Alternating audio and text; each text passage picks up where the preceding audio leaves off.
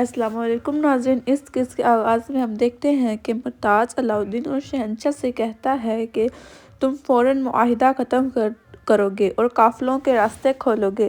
شہنشاہ کہتا ہے، اچھا تو یوں سیدھے معاملے پر آتے ہیں، الفاظ میں کھیلنے کی ضرورت نہیں، جو کچھ کہا گیا ہے سب ویسا ہی ہوگا، مگر اس وقت جب برسا فتح ہو جائے گا۔ یہ سن کر ساروس منہ چڑھاتا ہے اور کہتا ہے، تم نے خواب برسوں تک سب کو بیچا ہے۔ شہنشاہ، یہ خواب کبھی پورا نہیں ہوگا، برسا ہمارا رہے گا، تم آنکھیں کھولو اور حقیقت دیکھو۔ خان نے دیکھ لیا ہے، اب تمہاری باری ہے۔ شہنشاہ کہتا ہے، ٹھیک ہے۔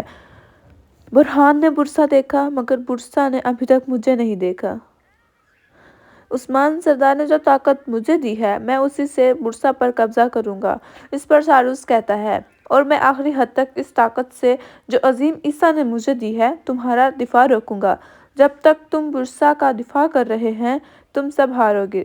علاؤدین کہتا ہے، تو پھر معاملہ حل ہو گیا۔ ہم نے مشورہ کیا اور جنگ پر متفق ہو گئے۔ تیمورتاش کہتا ہے، علاؤدین اپنے الفاظ تول کر بولو، جنگ صرف برسا تک محدود نہیں رہے گی۔ علاؤدین پوچھتا ہے، کیا واقعی؟ یہ کہاں تک پھیلے گی؟ کیا اس کی توسیع ملموک تک ہوگی؟ یہ سنتے ہی تیمورتاش غصے سے لال ہو جاتا ہے اور شہنشاہ تندی انداز میں ہنسنے لگتا ہے۔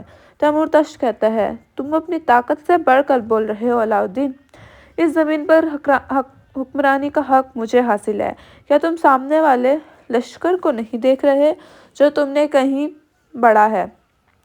شہنشاہ کہتا ہے، تم اور ساروس متحد ہو کر ہمارے سامنے کھڑے ہو اور صاف ظاہر ہے کہ تم ان مذہبی رہنماؤں کو بھی دھمکی دے کر اس گندے اتحاد میں شامل کر رہے ہو۔ تم مقدس جنگ کو روک نہیں سکتے اور اس کے نتائج اللہ کے سامنے تمہارے کندھے پر ہوں گے۔ ساروس کہتا ہے، صرف برسا کا دفاع ہی تمہارے قدموں تلے زلزلہ پیدا کر رہا ہے۔ یہ کہہ کر وہ تھوک دیتا ہے اور کہتا ہے، اگر ہم نے دوبارہ ایسے ہی پھونک ماری تو مجھے ڈر ہے کہ کوئی بھی اپنی جگہ کھڑا نہیں رہ سکے گا۔ برسا میں اورحان اور اس کے ساتھی احتیاط سے آگے بڑھتے ہیں۔ دوسری طرف بازنطینی ان کی تلاش میں ہے۔ بازنطینی سپاہیوں کو ادھر ادھر بھاگتے دیکھ کر خلیل اورحان سے کہتا ہے، حضور، ہمیں کسی بھی لمحے پکڑا لیا جائے گا۔ اورحان کہتا ہے، ہمیں چھپنے کی جگہ ڈھونڈنی ہوگی، دمرل پچھلا دروازہ توڑ دو۔ دمرل آگے بڑھتا ہے اور ایک کمرے کا دروازہ کھول دیتا ہے۔ ادھر مرتاج کے پڑاؤ میں علاؤدین کھڑے ہو کر کہتا ہے، میرے دادا ارطغرل غازی اور میرے والد عثمان نے 100 سال تک مشرق و مغرب سے آنے والے طوفانوں کا ڈٹ کر مقابلہ کیا، ہم بھی اللہ کے حکم سے ثابت قدم رہیں گے۔ تم آخری سانس تک پھونکتے رہو ساروس۔ یہ کہہ کر علاؤدین اور شہنشاہ آگے بڑھتے ہیں۔ تیمورتاش کہتا ہے، یہ الہانی ریاست کا حکم ہے، اس میز سے اس وقت تک کوئی نہیں اٹھے گا جب تک صلح کا معاہدہ نہ ہو جائے۔ لیکن علاؤدین جواب دیے بغیر آگے بڑھتا رہتا ہے۔ مرتاج غصے سے کہتا ہے، تم بہت بڑی غلطی کر رہے ہو۔ اگر میرا بھائی خان اپنے گھوڑے پر سوار ہو گیا تو یہ زمین خون کے دریاؤں میں بدل جائے گی، کچھ ڈوب جائیں گے، کچھ نکال لیے جائیں گے۔ علاؤدین جواب دیتا ہے، دیکھیں گے کون ڈوبتا ہے اور کون نکالا جاتا ہے، میں معاملہ اللہ کے سپرد کرتا ہوں۔ یہ کہہ کر وہ چلا جاتا ہے اور شہنشاہ مسکراتے ہوئے اس کے پیچھے چل دیتا ہے۔ اس پر تیمورتاش کو شدید غصہ آتا ہے۔ ساروس کہتا ہے، نہیں علاؤدین ابھی اپنے بھائی کے مقابلے میں کہیں زیادہ آسان ہدف ہے۔ میں نے اورحان کا قدم تخت سے ہلا دیا ہے، تم ہر دن اس پر میرا شکر ادا کرو گے۔ اورحان نے شہنشاہ کے لیے بھی ایک خوبصورت جال تیار کیا ہے، یہ معاملہ یا تو امن سے ختم ہوگا یا کسی قبیلے کے خون سے۔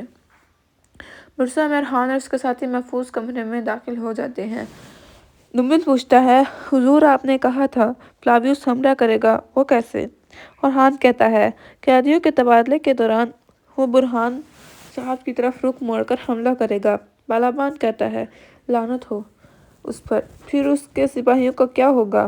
کارا خلیل کہتا ہے، فلاویوس ابھی اپنے بھائی کے بدلے کے پیچھے ہے، وہ سپاہیوں کے بارے میں نہیں سوچے گا۔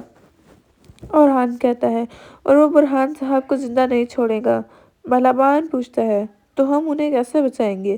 اورحان کہتا ہے، ہم تبادلے کے دوران انہیں اغوا کر لیں گے، ہم سب محفوظ نکل آئیں گے۔ وہ تینوں رضامند ہو جاتے ہیں۔ اورحان کہتا ہے، ہم میں سے ایک کو برسا میں رہنا ہوگا۔ دمرل تمہاری رومی زبان اچھی ہے، تم معلوم کرو گے کہ وہ کس راستے سے آتے جاتے ہیں۔ ہم نکل رہے ہیں، تمہیں حالات ٹھیک ہونے تک انتظار کرنا ہوگا۔